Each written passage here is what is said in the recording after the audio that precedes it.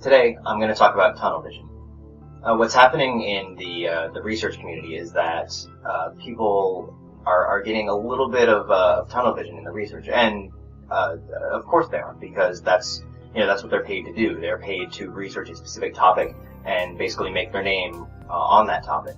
So what's been happening is that say people like Robert Lustig have been researching solely on sugar, just focusing on sugar. Sugar is the root of all evil. Here's why. Let's set out to prove why. Let's fund some research to find out why. But then you have a book like the recent Wheat Belly, which is saying that wheat is the root of all evil. The new dwarf mutant wheat that we have is the problem that's going to solve everything once we get rid of it.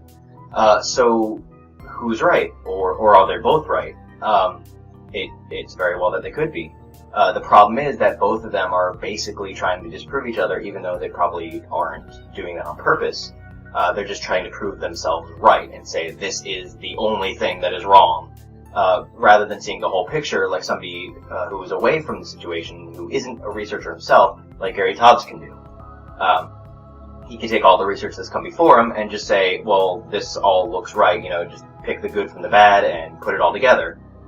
Whereas, the actual researchers themselves can't really do that because they're basically tied to the thing that they are trying to make their name from.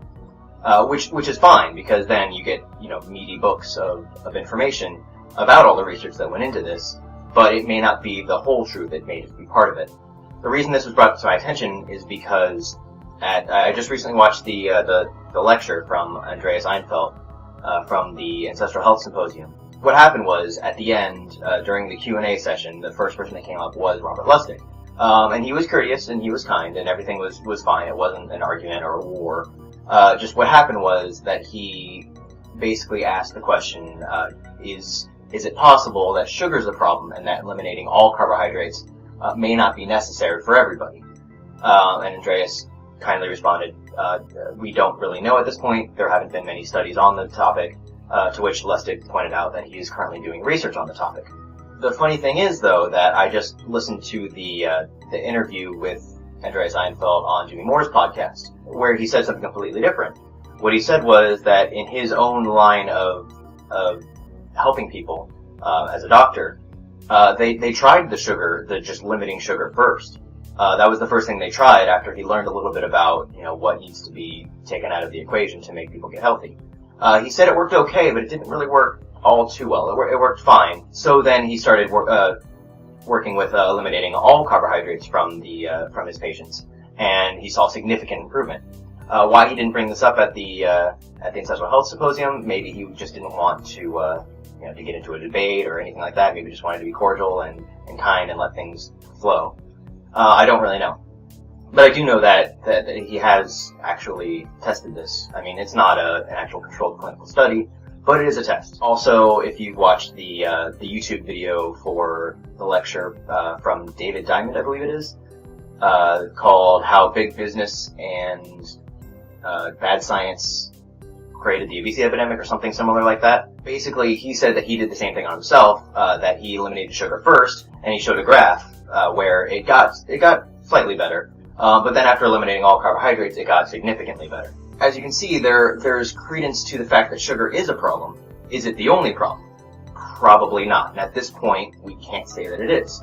He said that, Robert Lustig said during his Q&A session response thing, that, they've been doing research on this for a while, and that they've sort of proven that you can reduce the insulin resistance by just eliminating sugar.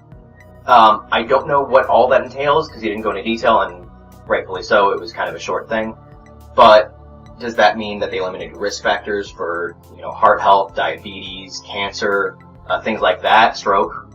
Or did they just eliminate the insulin resistance, but did people stay obese and just were a little bit more tolerant to carbohydrates? It's not really clear at this point what's going on. So it's my hope that with all this research that's around, that people still think for themselves, look for the research, look for the evidence, look critically at everything that they know, or everything they're being told, and put it all together rather than, the next big book that demonizes a certain thing, like one type of food, hopefully that doesn't just cause them to, disregard everything else that they do, throw it out the window, and decide that this is the new thing, this is the thing that's bad. Especially with people that are either struggling to lose weight or struggling with heart health or diabetes or anything, along those lines. Because they're the people that could be impacted negatively by this the most.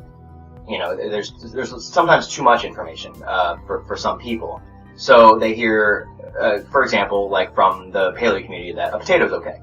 So they start, adding potatoes back to their diet, they stop losing weight, they think, oh, well, this whole paleo thing's wrong. It's not. You're just following a new way of thinking, that may or may not be true. So as I said, hopefully everybody just takes this information and critically dissects it and works and puts it together. Maybe Lustig's right, maybe the wheat belly hypothesis is right, maybe Taubes is right as well. Maybe all of them have something to do with a bigger picture, that we all just need to get a hold of and see. But the inner debate among the community, not with the researchers, they're fine. You have, as I said, you have to have tunnel vision when you're working in research. You're responsible for trying to prove this one thing. That's what researchers do. They grasp onto a concept and they try to prove it. And they get funded for doing that. But hopefully within the community, we can step back from it and say that, well, maybe some of this is right, or maybe most of this is right, but maybe it's not just this. And hopefully, I'm hopeful that people are willing to put that together.